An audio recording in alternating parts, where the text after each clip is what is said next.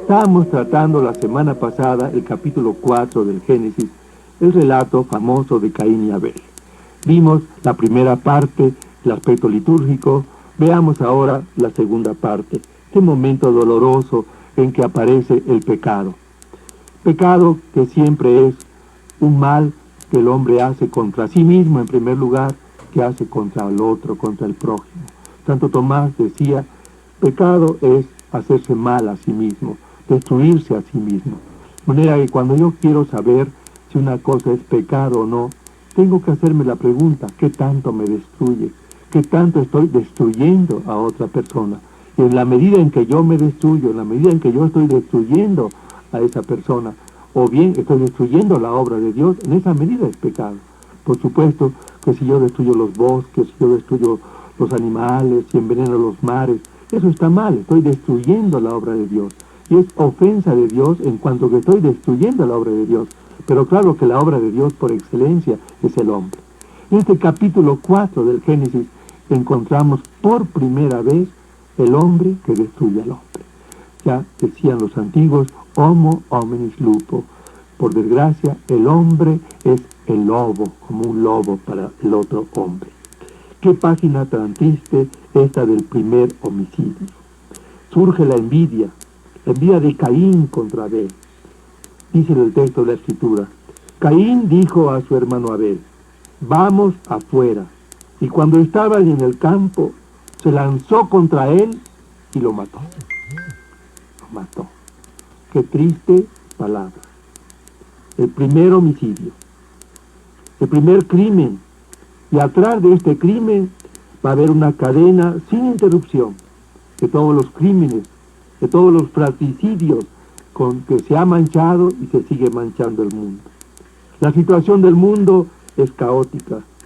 El fallo de los suministros alimentarios para una buena parte del mundo es inmensa. Los estados han quedado muchas veces maniatados por enormes bloques económicos. Se puede matar de hambre a los pueblos.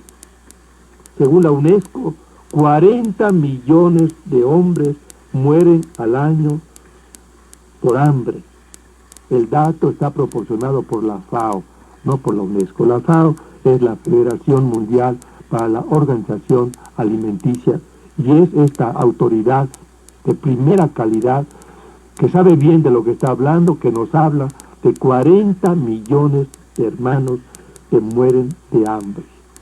Levantamos la voz contra el holocausto infame cometido contra 6 millones de hermanos judíos.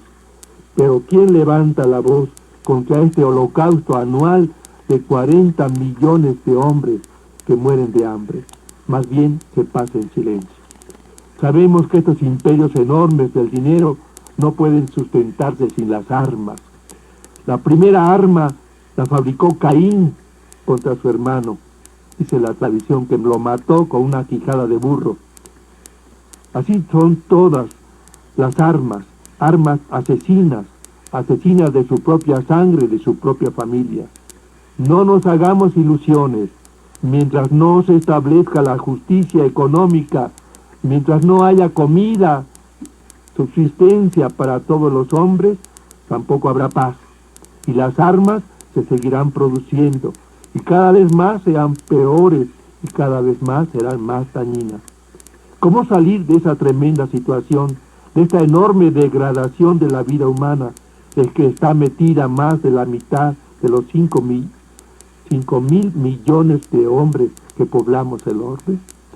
2.500 millones de hombres que sufren un tremendo estado de degradación. En Copenhague acaba de tener lugar el encuentro de cientos de jefes de Estado para tratar este problema angustiante de la pobreza en el mundo. Infelizmente parece que los resultados fueron magros, insignificantes ante la magnitud de los desafíos. La inflación galopa en el mundo y con ella el hambre, la enfermedad. Me parecen los 4 caballos del Apocalipsis. Habla la UNESCO, ahora sí hablo de la UNESCO, 20 millones de prófugos de las guerras solamente en África. Más de 400 millones de hombres emigrantes de su propio país hacia otro país en búsqueda de un pedazo de pan o de un poco de paz. Aún en la ciudad más rica del mundo, la urbe del mundo se puede decir, que es Nueva York, a la sombra de los rascacielos, cuánta miseria se cobija. Estaba yo en la semana de Pascua el año pasado justamente en Nueva York. Salía muy temprano a la Catedral de San Patricio y veía a las afueras de los grandes y lujosísimos restaurantes de la primera manzana de Manhattan, las filas de gente expulgando literalmente los botes de la basura para sacar su alimento diario. La gente comienza a pensar en nuevos tipos de intercambio que los antiguos conocían frente al fracaso de las monedas como único medio de subsistir. Es un periodo triste y difícil para la humanidad. En el fondo de todo se levanta de nuevo la pregunta de Caín a Dios, cuando Dios le dijo: Caín, Caín, ¿qué has hecho con tu hermano Abel? Caín, con un enorme cinismo, responde: ¿acaso por ventura soy yo guardián de mi hermano? ¿Soy responsable de mi hermano? Pregunta insulsa, pregunta que por sí mismo tiene ya la respuesta. Por ser su hermano, claro que era responsable de su hermano. Las palabras que siguen son tremendas. Maldita sea la sangre que has derramado. El suelo abrió su boca para recibirla. Vagabundo y errante andarás por toda la tierra. Sin embargo, Dios se apiada de este hombre asesino, que lleva en su conciencia el peor de todos los castigos. Yahvé, dice la Biblia, puso en la frente de Caín una señal para que nadie se atreviese a hacerle daño. Salió Caín de la presencia de Yahvé, dice la Biblia, se estableció en la región de Nod. Del verso 17 al 14, los versos inmediatos, la Biblia habla de la descendencia de Caín. Encontramos aquí nombres muy conocidos. Se dice que el descendiente de Caín es Enoc, es Matusalén, es Lamec, Matusael o Matusalén en el fondo es la misma palabra, y otros nombres que van a aparecer después en otra genealogía. Es otro documento. En el capítulo siguiente, el capítulo 5 del Génesis, que es otra fuente completamente diferente, tenemos otro relato de Adán, otro relato del origen del mundo, otro relato de la descendencia de Adán, y volvemos a encontrar estos viejos patriarcas de la antigüedad. A veces se les adjudica grandes edades, 900 años, 800 años, 1000 años, y la pregunta es si esto tiene valor científico. Por supuesto que no. Claro está, ya sabemos, los antropólogos han estudiado los fósiles, se ha visto que el hombre jamás ha superado normalmente los 100 años de vida. Al contrario, la mitad de los años ha sido normal para la humanidad. Lo que pasa que esto es un tipo literario, también en Babilonia, también en Nínive, para indicar la importancia de las grandes figuras, se les dan edades muy prolongadas.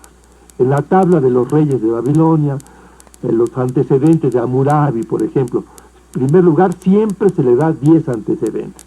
Toda persona que se respete debe tener 10 antepasados. Por eso aquí, entre Adán y Noé, hay 10 generaciones, 10 antepasados. Es un cliché literario ya muy conocido. La Biblia hasta eso, en este punto, es modesta, porque nadie supera los 1000 años. En cambio, de los reyes de Babilonia, se dice que vivieron 50.000 años, 40.000 años, 30.000 años, y el que menos, 10.000 años. Por supuesto que es una manera literaria de decir la importancia de estos personajes. El capítulo 6 de la Biblia comienza con un dato muy raro y muy misterioso. Hasta ahora se hablaba de los hijos de los hombres, pero resulta que los hijos de los hombres, si los demás textos nos dan puros nombres de hombres, pero los hijos de los hombres también tuvieron hijas. Y pasa un caso curioso. Resulta, de una manera un poco vaga, nos habla la Biblia de que los hijos de Dios se enamoraron de las hijas de los hombres.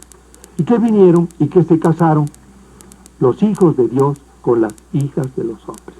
Un libro muy antiguo, escrito antes de Jesús, que se llama el libro de Enoc, del cual tenemos una traducción hebraica normal y una traducción eslávica, se llama el Enoc eslávico.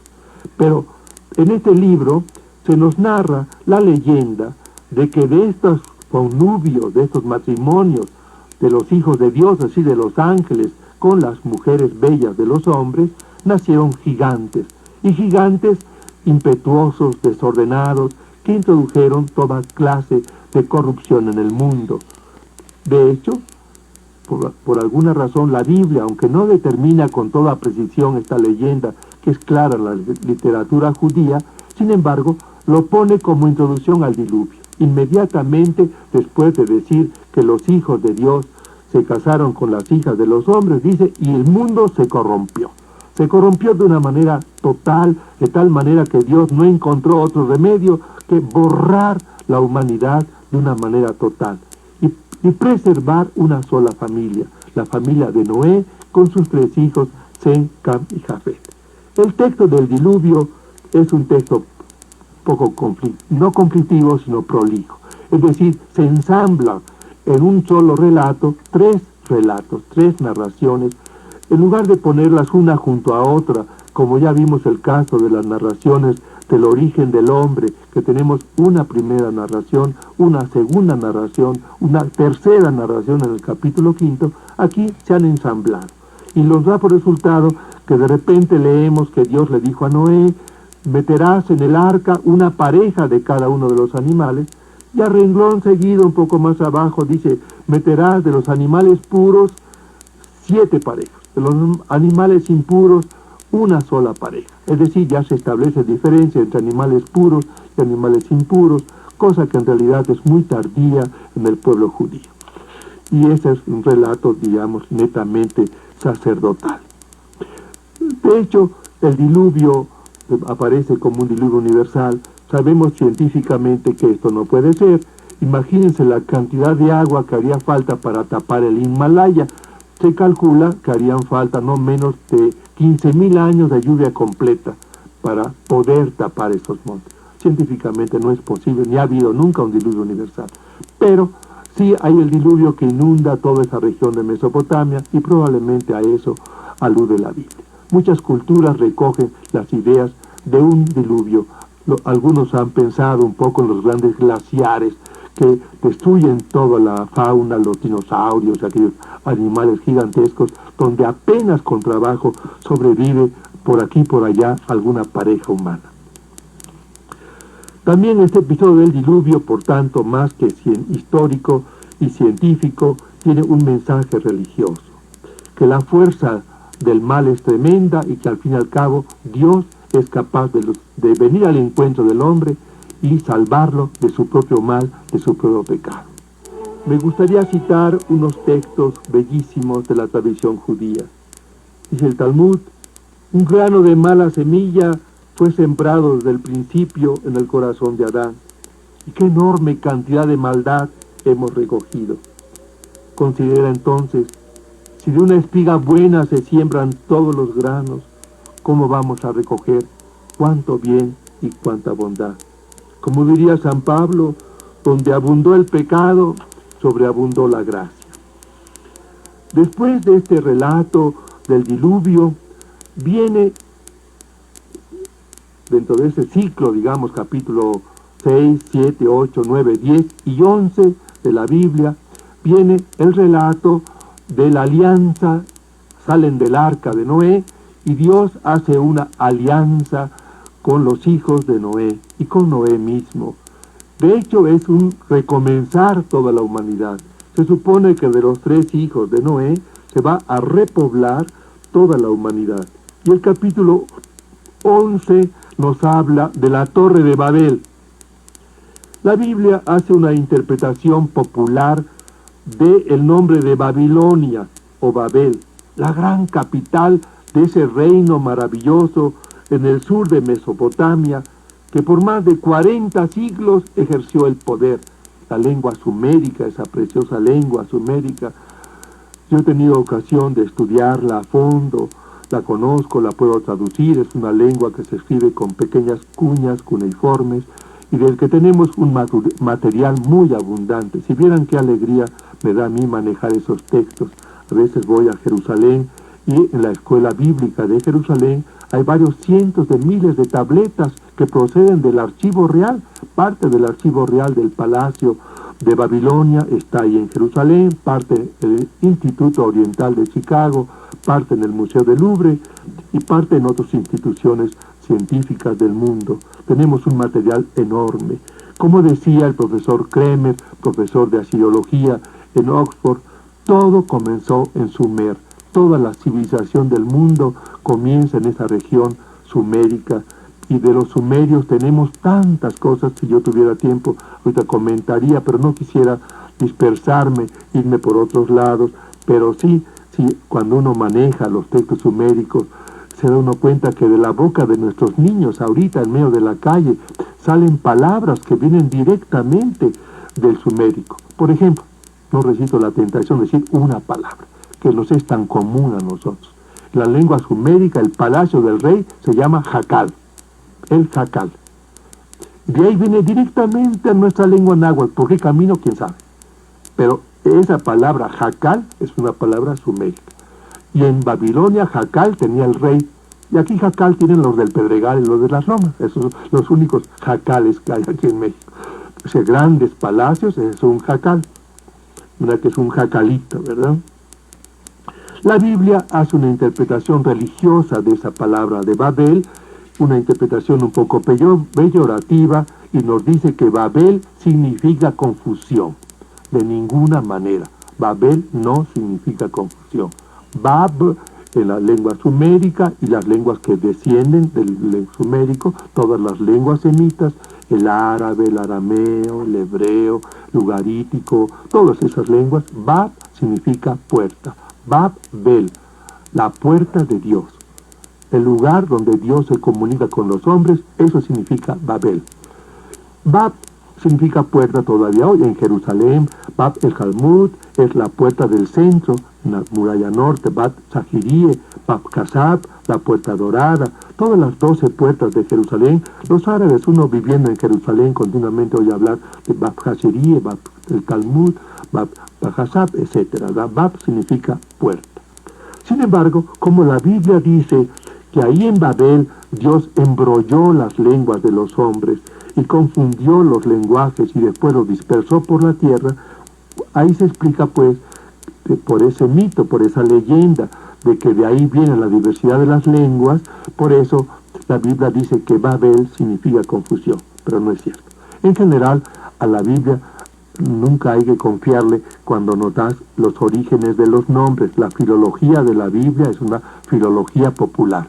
Por ejemplo, Moisés, me anticipo, Moisés, salvado de las aguas. Por supuesto que Moisés no significa salvado de las aguas, para nada. Moisés es igual que el nombre Tutmosis, Ammosis, significa siervo del dios Amón. Y después, en su momento, explicaremos la importancia que tiene que Moisés lleve en sí mismo un nombre que solo podían llevar los príncipes, los hijos de los faraones, los miembros de la casa real de Egipto. Esto tiene mucha importancia para la historia de Moisés. Pero volvemos a este precioso texto de Babel. La Biblia ha seleccionado este relato para hacerlo el antecedente inmediato de la vocación de Abraham y de la presentación de la unidad, de la nueva unidad. El hombre ha hecho de la humanidad un rompecabezas con todas las piezas disueltas. Dios va a rearmar ese rompecabezas, va a rehacer a través de un ser pronosticado para Abraham. Tú tendrás un hijo y en este hijo serán benditas, serán santificadas, unificadas todos los pueblos de la tierra. Este hijo de Abraham, fuente de unidad que será el Mesías en la gran tradición judía. Dice el texto, todo el mundo era un mismo lenguaje, de idénticas palabras. Al desplazarse la humanidad de Oriente, hallaron un gran valle, una gran planicie en el país de Senaar. Entre paréntesis, Senaar significa entre dos ríos. En el griego se dice Mesopotamia, mesos entre potamos ríos, es lo mismo. Senaar, Mesopotamia, se está refiriendo a la gran llanura que está entre el río Tigris y el río Éufrates. Arriba del río Tigris está la gran ciudad de Nínive, donde está actualmente la ciudad de Mosul, en Irak. Y abajo, atravesando la ciudad de Bagdad, estaba la ciudad de Babilonia. Actualmente hoy va uno a Bagdad. Y después visita uno las ruinas de Babilonia que están inmediatamente. ¿Cuántas veces? Muchísimas veces he tenido yo la oportunidad de estar, inclusive de trabajar en excavaciones arqueológicas ahí en Babilonia y ver salir las tabletas de arcilla directamente de las excavaciones. Es algo realmente muy importante. El texto nos habla de la fabricación de una torre. Ya que estaban ahí los hombres, se dijeron: «Ea, vamos a cocer ladrillos al fuego», y así el ladrillo les servía de piedra y el betún de argamasa. Qué exacto es ese detalle. En esa inmensa llanura no hay ninguna montaña a la vista y por supuesto no hay nada de piedra, no hay de dónde sacar una piedra. De manera que los palacios, esos inmensos palacios, todos están hechos con adobe, o sea, con ladrillos secados al sol. Y después vidriados o decorados, lo que fuera. Y también la enorme pirámide que está en medio de la plaza central, que es una pirámide, digamos, 2 veces la altura de la pirámide del Sol en Teotihuacán, pues eso está hecho de ladrillos, esa es una verdad. Lo podemos constatar porque ahí están las ruinas y vemos que nada está hecho de piedra, todo está hecho. Y el betún, sabemos que esos lugares abundan de pozos de petróleo. Ya en la antigüedad el petróleo irrumpía de la llanura y la gente juntaba ese chapopote, lo que nosotros llamamos chapopote, la brea, y con eso impermeabilizaba sus casas y juntaba sus ladrillos. El texto continúa diciendo: «Vamos a construir una ciudad y una torre que llegue hasta los cielos». Esa palabra que llegue hasta los cielos, que es interpretada como una blasfemia, como una osadía, un acto de soberbia, no es así. De hecho, la palabra babilónica etemenaki significa una torre que llegue al cielo. O sea, el hombre quiere llegar al cielo para encontrarse con Dios, no para ofender a Dios. Y además era un hombre común y corriente, como ahora decimos, se construyó un rascacielos, y nadie toma esa palabra rascacielos como una palabra a la letra, nadie va a rascar el cielo. Es una palabra, una manera de decir, por supuesto. En esa planura no había montañas. Esta gente venía de lugares montañosos. Cuando llega a la planura, necesita edificar una montaña, porque a Dios hay que adorarlo en las alturas, elevarse para poder adorar a Dios. Esa idea de que el hombre tiene que levantarse a un lugar alto, y en ese lugar alto encontrarse con Dios. Y eso es el significado de la pirámide de la Torre de Babel, una cosa muy positiva. Por otro lado, nosotros lo tenemos tanto entre nosotros, todo nuestro país está poblado de pirámides. En el Tajín, en Chichén Itzá, en Teotihuacán, por todos lados nosotros tenemos pirámides. Este detalle que nosotros traemos probablemente de unas descendencias, de alguna manera nuestras pirámides vienen directamente de las pirámides mesopotámicas. Nuestras pirámides, como las de Mesopotamia, no son pirámides mortuarias en general, son pirámides cultuales, o a veces las dos cosas. De tal manera que este texto de la confusión de las lenguas es una intervención de Dios que piensa impedir que el hombre se haga soberbio y altivo contra su Señor. El antecedente a esto de la Torre de Babel es el capítulo 10, que nos informa sobre los descendientes de Sem, Can y Jafet, los 3 hijos de Noé. Y se nos dice que estas naciones son distribuidas en la tierra para bendecir la tierra. La dispersión de los hijos de Noé son una bendición para el mundo. Dice, Dios los bendiga, dispérsense, sean fecundos, pueblen la tierra. Volvemos a encontrar lo mismo que en el primer capítulo de la Biblia. Es un recomienzo de la humanidad. Vuelve a iniciarse la humanidad y de esta vez se va a poblar por etnias ya constituidas, de tal manera que la Biblia, la famosa tabla de las naciones, nos dice cuáles son los descendientes de Sem, cuáles son los descendientes de Cam, cuáles son los descendientes de Jafet. Y todos estos pueblos, continentes, tienen su lugar limitado, preciso, o sea, ya no se da simplemente una presencia de los hombres de cualquier manera. El mensaje religioso es la unidad del género humano, pero una unidad en la pluralidad. Ese es el problema actual. Hoy las fronteras se hacen elásticas. Unos pueblos se hacen presentes en otras naciones.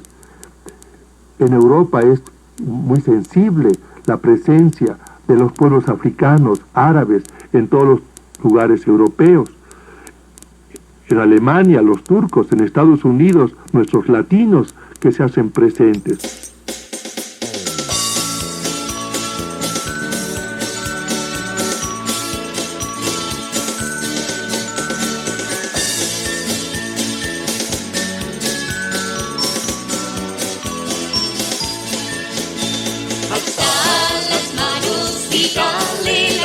Dios, alzad las manos y dale la gloria a Dios, alzad las manos y alabadle como niños del Señor.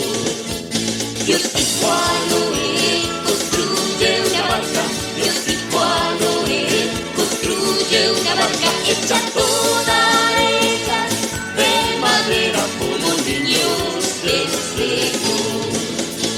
Los animalitos subieron de dos en dos, los animalitos subieron de dos en dos, borreguitos y toritos como niños del Señor. Alzad las manos y dale la gloria a Dios, alzad las manos y dale la gloria a Dios.